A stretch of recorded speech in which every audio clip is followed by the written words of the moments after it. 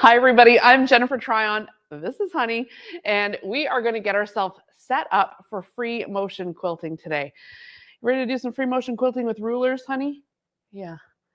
Mostly Honey is a distraction. So, okay, off you go. Come on. Bye-bye, Honey. There you go. It's fun having Honey in the studio. I know. Okay, there's some things you need to get started. So I've got out all kinds of different examples of quilting rulers, and it's actually important to keep in mind that there's a big difference between these rulers that are used for quilting and this kind of ruler here that we also use in quilting, well, piecing anyway, when we use it with a rotary cutter and mat, a cutting mat like this, a self-healing mat. Yes, this is a ruler that we use during the quilting process, but it's not appropriate for quilting with rulers. So we're not using that, but we are using rulers that come in all kinds of different shapes and a couple of different thicknesses. When you're using a home domestic machine, not a long arm machine, and they come in all kinds of different shapes, even really funny shapes that you can't imagine that you'd want this design, but then when you see it all stitched out, you're like, hey, pretty cool. So these quilting rulers all come in different kinds of shapes, but they're all 1/8 of an inch thick and perfect for a low shank sewing machine or a high shank sewing machine. Or you can get a ruler that's often used with long arming, and you can use that on your domestic machine as well, but you cannot use these 1/8 inch rulers on your long arm machine. They are only good for your home sewing machine. So for this today, I'm going to put away my super thick long arming ruler, and we're just going to concentrate on using rulers for the domestic machine. One of my favorite quilting rulers is one that has a curved edge and a straight edge. It's really great for beginners because you've got both tools in one handy spot. So when we get to our project, this is the one I'm going to be using.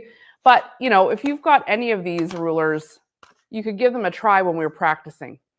Okay, a couple other things that are going to be essential for your free motion quilting with rulers is you need to have a ruler foot for your machine. And you're going to need to know whether your machine is a high shank machine or a low shank machine. And if you have any trouble figuring that out, you can always reach out to us and we can look your machine up for you. I'm sewing today on the Janome 6650, and it is a high shank machine. Usually the higher end machines are high shank machines and the more portable, smaller machines are low shank, but you've got to check just to be safe. So we're going to be installing a ruler foot onto our machine in just a few minutes. I'm going to install the straight stitch needle plate onto my machine as well. So if I pop off my regular zigzag needle plate with the larger mouth and put on the one that has just the hole. The other thing while I've got this open, I'll take my bobbin out, is I'm going to go ahead and put in my low tension bobbin casing. And that's perfect for free motion quilting. If you don't have a free motion bobbin casing or a low tension bobbin casing, you can use your regular one. You may need to adjust the tension on your machine to make sure that your stitches are nice and tight and held together. Okay. So with the free motion bobbin casing in there, I'm going to go ahead and install my ruler foot and put my bobbin back in. But a couple of other tools that are handy but not essential is a slider mat and a little measuring gauge. This little funny puzzle piece has measurements from 1/4 of an inch all the way up to 1 3/8 inches. This is really handy because when you're free motion quilting with rulers, your ruler foot measures 1/4 of an inch from the needle over to the side of the foot. And oftentimes we need to make sure that we've got that 1/4 inch measured. And so you can bring this gauge really, because it's so small, really close in. And it's a lot easier to use than a big ruler. So I highly recommend a little measuring gauge. I'm also going to recommend that you wind a bobbin with the same weight thread that you're using on the top. This way, no tension issues are going to come up with your thread, at least while you're still beginning. Now, I'm going to use a brightly colored thread on a practice quilt sandwich here so that you can more easily see my stitches. So let's get the machine threaded up and the free motion quilting with ruler foot onto our machine. So if you've got a foot like this, or a foot that comes with your machine, you can install it now. If you are installing a universal foot like this, meaning it could go on any number of high shank or low shank machines, you'll notice that it's got a little bar here on the side and it can slide up or down. When you put your presser foot down, you want to make sure that it's not touching the feed dogs or the base of your machine the way a regular foot would. Because you want your material to be able to easily slide around. So it just should be about 1 millimeter off of your fabric. You can tighten it with your finger first, but then you're definitely going to want to use the screwdriver to make sure it's nice and tight and not budging after it's going at top speed. The other thing with a universal foot you want to be sure of is that your needle is in the center of the foot. And this might mean having to move your needle over. Now, if you have your straight stitch plate on, you won't be able to move your needle over because it just goes in that one spot. If you've got your regular stitch plate on and you need to move your needle over, then you can do that. So if you're finding that your needle is not quite in the center of your foot, put your regular plate back on so that you have the ability to move your needle over so that it's in the center of your foot. The other thing we want to do is we want to lower our feed dogs. So the feed dogs are these rough teeth right here. And somewhere on your machine, there's going to be a little button that, presto, lowers them. Because just like regular free motion quilting, we are in charge of moving the fabric.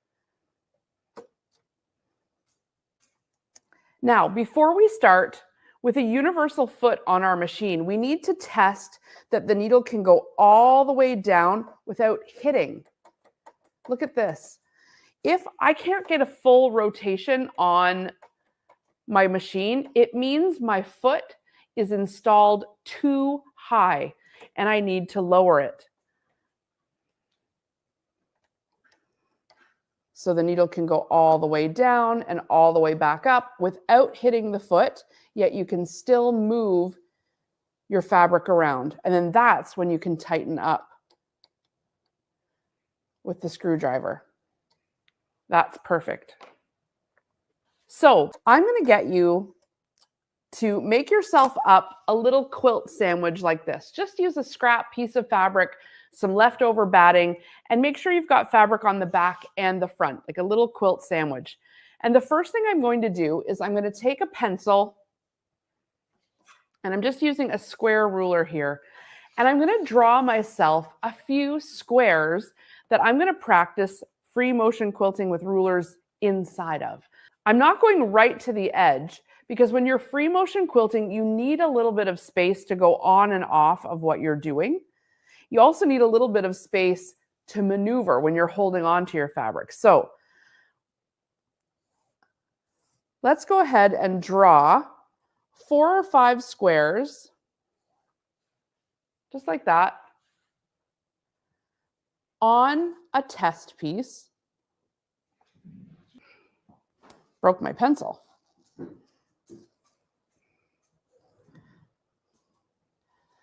And this is going to give us a little mock quilt block to practice in before we start with our good project. And here's the thing. Whenever you get a new ruler, you can do this kind of thing to test out the kinds of different shapes they make. So I'm going to start just with one block here, and let's bring it up to our machine. you're going to want to make sure your fabric doesn't catch on your ruler foot. Make sure it's nice and underneath there. And this would be the time, if you have an extension table for your machine, I've got a nice big one for the 6650 here. If you have an extension table, now's the time to use it. So I'm just going to slide that into place. And now I'm going to take a ruler. I know it's hard to see on camera because they're clear. This piece of paper will help. I've got a ruler here with a curved edge and a straight edge. Or you've got a multi-tool that has a whole bunch of different shapes in it. Find one of your rulers that has a straight edge. And the first thing we're going to practice doing is stitching in the ditch. And what's going to happen here is we're going to bring our test square right to the corner, press our foot down. Remember, we can still move our fabric freely. The foot's just sort of grazing it. And I'm going to line up my foot with the corner of my test square, just like that. I'm going to go ahead and hold on to my top thread, and I'm going to needle down. So either with the button or with the hand wheel, and I'm going to bring up that bottom thread. There's that bottom thread in white. What I like about this foot is that it's got a little slit in the side, so I can pull the thread underneath it and put them out of the way. So once you've got the bottom thread brought up, you're ready to bring your ruler over to your foot. And what we're going to do is, with our left hand, butt that ruler right up against the foot.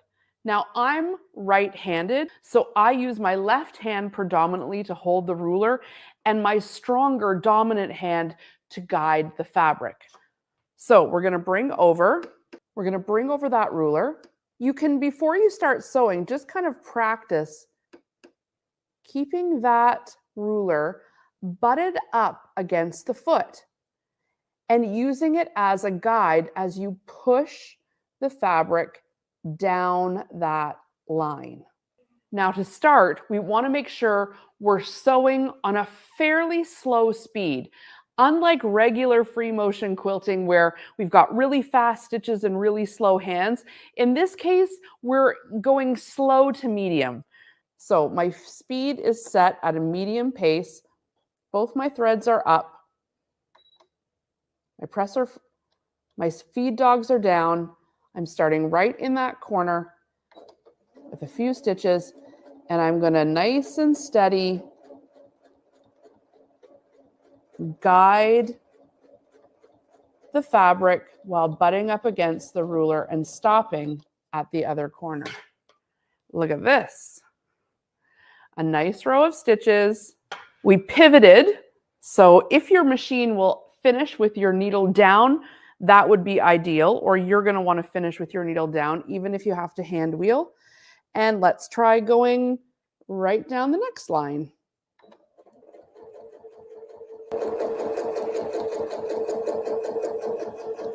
So I'm just leaning that ruler against the foot till I get directly to the corner with the needle down. And there's a second row of stitches. Now, if your stitches are looking a little too small or a little too big, that is going to be determined by your speed. So if they're looking too small, turn your speed down. If they're looking too long, you could turn your speed up, or you could move your hands a little faster. What we're going for is consistent stitches. So it's going to be up to you to find a speed that gives you a stitch length that you're happy with. What I want you to notice here is when I butt this ruler up against my foot, you'll notice most rulers have some of these indicator lines on them. And so if you line up one of the straight lines on the ruler up with a straight line that you've already drawn on or with the edge of your block, that's a good way to help you stay straight. The other thing you'll notice here, especially if you've got your little gauge, is that the foot is about 1/4 of an inch from the needle. The ruler, when it's butted up against, is about 1/4 of an inch from the needle. So using your little gauge at the end of your row is a great way to make sure you're on track to hit your final point, especially when there's thread waiting there for the perfect butt up. We want those threads to meet, and so we want to try to be as accurate as possible. So my ruler, just nudging it over, so we've got 1/4 inch. Start making our way. Of course, you're going to eyeball too when you get there and adjust if you have to.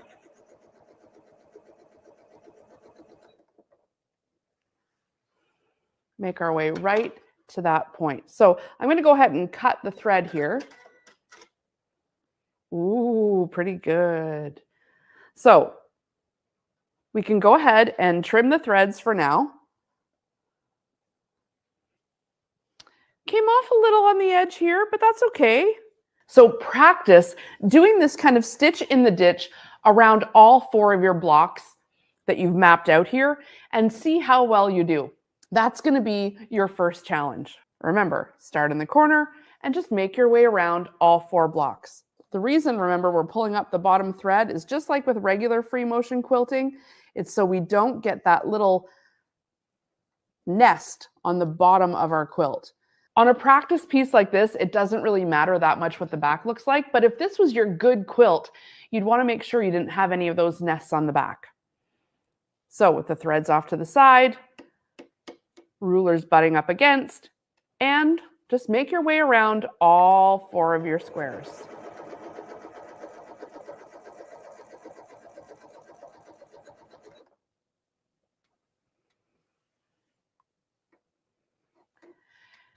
Careful when you turn that you move your rulers around so that your dominant hand is still where you are guiding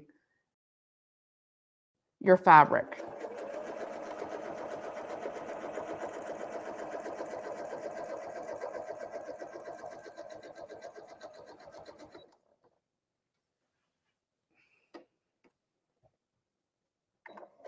When you finish one, move on to the next one.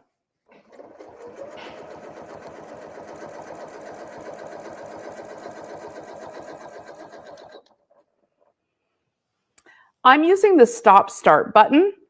I find it helps give me consistent speed. No matter where my speed is set, I'm not at the mercy of my foot inadvertently taking a little bit of gas off the acceleration. So I find it helps, but you can use the stop start or your foot pedal, whatever you're most comfortable with. But if you're finding that your stitches are inconsistent, maybe try your stop start button if you have one, because it could be your speed, like your foot, for example, that is inconsistent. And it's already hard enough to be consistent. So the stop start button might help you. What we want to avoid is stitches that look like super slow and long like this, like really long, or really fast and we're moving really slow. Let me show you what this looks like right up close. So really long stitches. So really long stitches like this aren't great, and really short stitches are going to look squiggly like that. What we're looking for is a nice straight line where we can see each individual stitch, and you want to make sure you can also see each individual stitch on the back too, that you're not having any tension issues. If you're getting eyelashing or you're seeing too much of the top thread on the bottom, that's a tension issue. You need a low tension bobbin casing, or you need to adjust your top tension. Okay. I've got my 4 squares. I'm just going to trim those threads. If this was a real quilt and we had long dangling threads, typically what the purists would say to do is grab a hand sewing needle, thread the hand sewing needle, and then bury those threads down into your quilt sandwich so that no one ever knew they were there. And that way you have no mess on the top or the bottom. But while we're just practicing, I'm just going to trim them. What I'm going to have you do next is have a little play. So if you've got a variety of different quilting rulers, this is when you can bring them out. If you've just got one that has a couple of different edges, have a play with it. So with this one here, for example, I've got a straight edge and a curved edge. So in one of my blocks, let's try doing one of those different shapes. So the rules are the same. You're going to butt that ruler, even when it's a funny shape, right up against your foot. And you're going to move your fabric right along, trying your best not to move this ruler at all. You can see I've got a little anti-slip sticker on the back of my ruler. You can get those. They're really, really handy. We also have some pop sockets that you can put on the top of your ruler. Also helps you not to slip because you can put your hand around it. So what we're going to do here is just like we did with the straight edge, except for this time, we're going to curve. And I'm going to line one of the marking lines, one of the indicator lines on the ruler up with my straight edge of my square. I can get that consistent curve along my square. I'm going to start right using the hand wheel. I'm going to just hand wheel down directly onto my straight line at the top. That way it helps me stay a little straighter. And butting up that curve right against the ruler.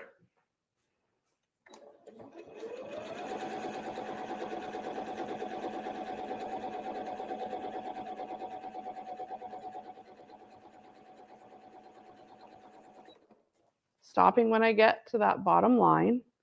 And now here's where having a ruler that has a straight edge and a curved edge comes in handy. Now I can travel over, trying to stay on that line. I didn't do a very good job there. Forgive me because I've got the cameras in the way. And then we can make our way back up.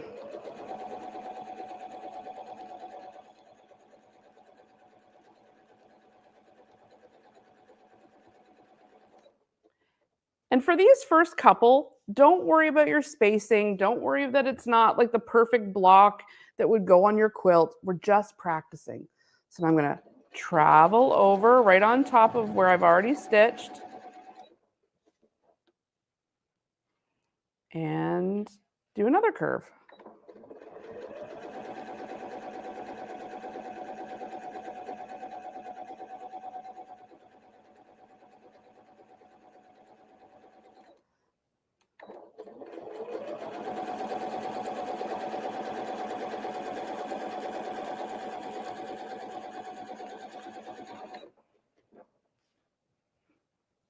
So you can see all of these are different widths and shapes and actually different parts of the curve.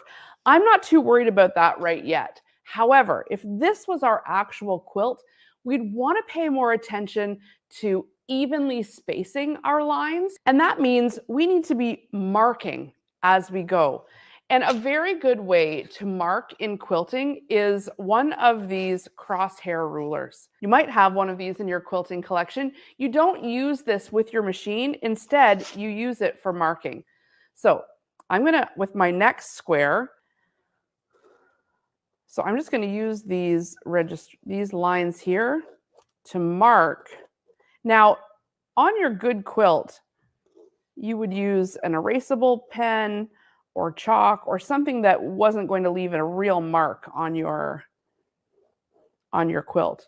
But for practicing, pencil or pen is just fine. And this is the one I forgot.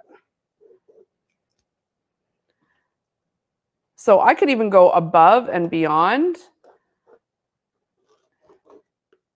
and use that in my quilting. Or you could stop right at your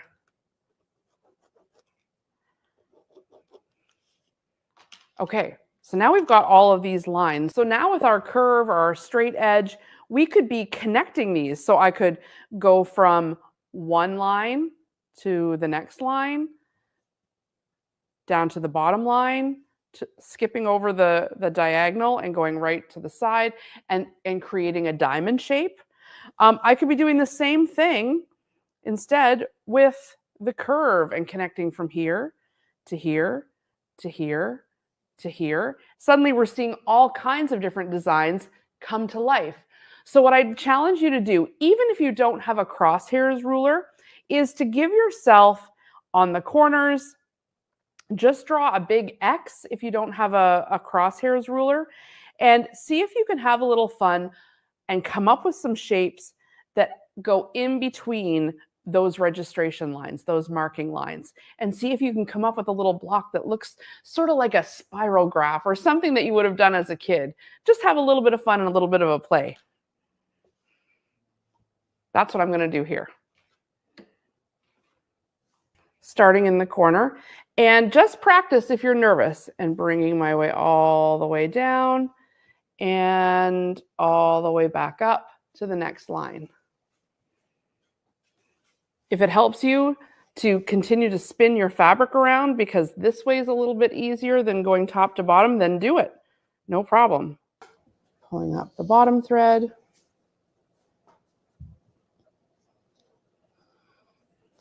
Remember, it's easier to pull your top thread when you have your presser foot up. There's no tension on the discs. Okay, presser foot back down. And I'm just going to needle down right where I want to start and then bring my ruler back over, lining up that middle line on the ruler with my marking line. And I'm just going to go ahead and follow that curve.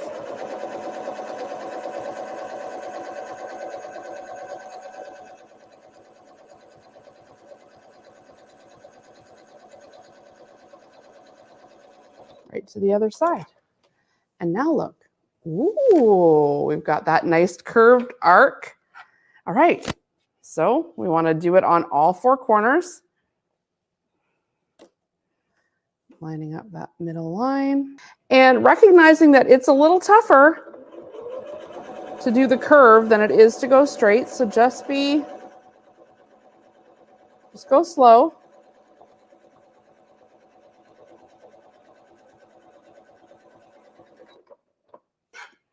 Here we go.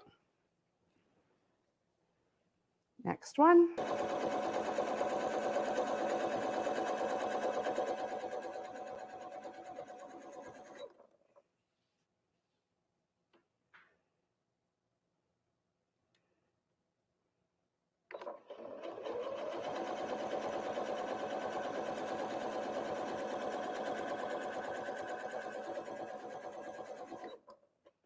Okay, back to the end. Now take a look at this. Look at that cool shape that's developing. I'm going to continue practicing my curves. This time, I'm going to use the registration marks on the edges. So in this case, in order for me to get the convex, I need to flip my ruler over and come at it from the other side.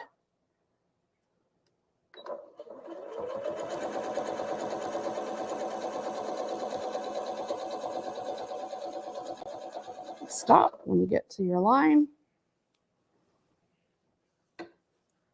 Turn it around. Look at this nice. Imagine being able to customize your blocks like this. You're going to be doing it in no time. Okay. Let's come around.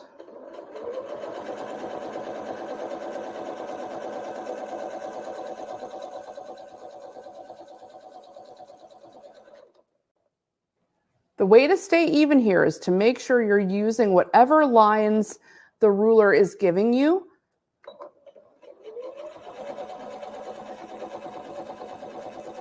To help keep you staying straight and symmetrical.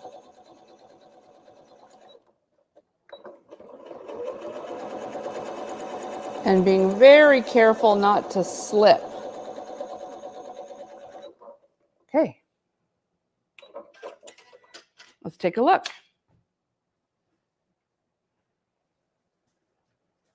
Cute.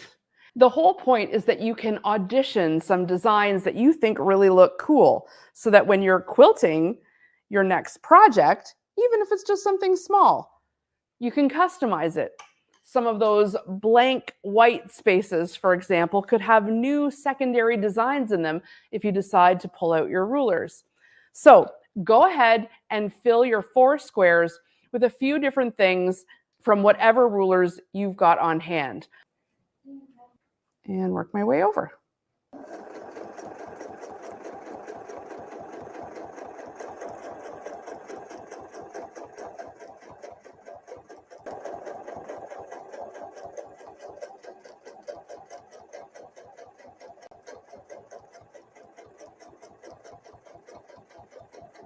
Or maybe you've got a tool like this. It's a Versatool. It's got lots of different shapes on it. Go ahead and get practicing. These can do all kinds of cool designs. So I'm just lining up the registration line here, starting in the corner there.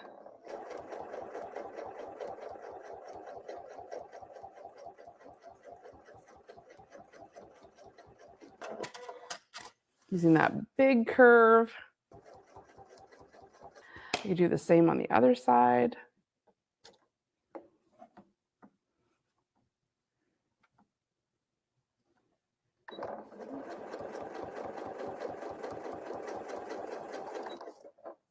Now, with this one, I could feel myself starting to move, so I stopped sewing, got myself lined back up again before I kept going.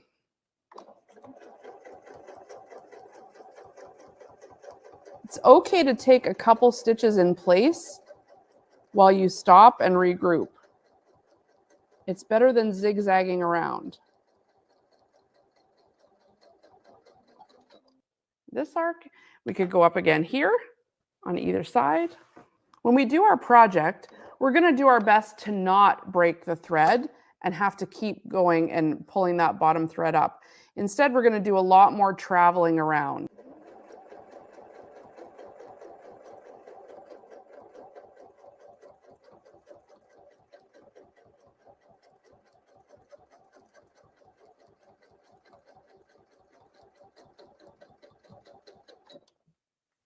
And if you've got this tool and you don't want to break your thread, you can use the straight edge to come all the way over. Just travel where you've already stitched.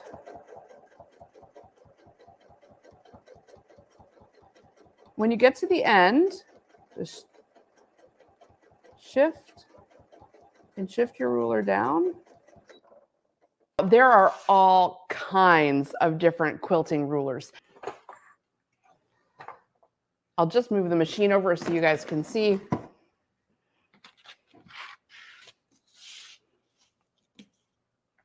Something like this with a straight edge and a soft arc, really versatile. Something with a bit of a sharper arc is good too.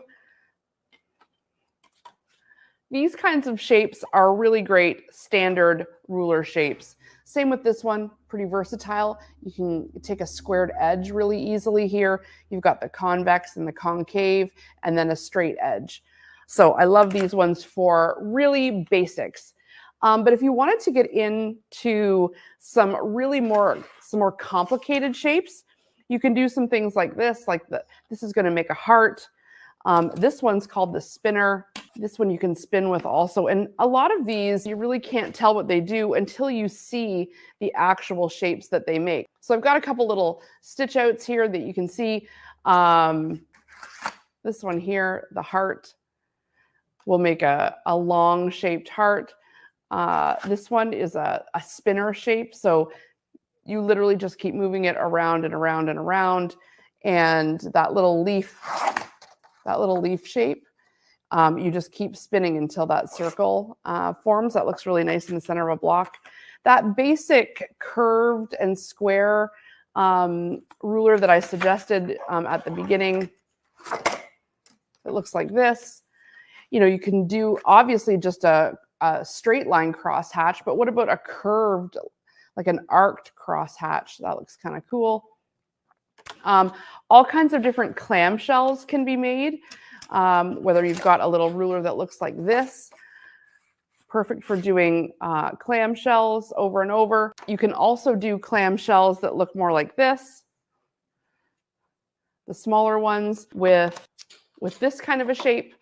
You know, sometimes when you see these templates, you can't imagine what they would turn out to be, but really when you add your foot into the equation, you can see how a shape that, I'm just using the paper so you guys can see, you can see how a shape that looks like this can turn into those little mini clamshells, and how that could really help you elevate the look of your quilt or your quilt block. So I hope you've been inspired to continue practicing quilting with rulers before you get to your first project, because the more muscle memory you get built up, the more confident you become in butting that ruler against that foot and using that foot as a way to measure your distances between your stitches, you're really going to have success.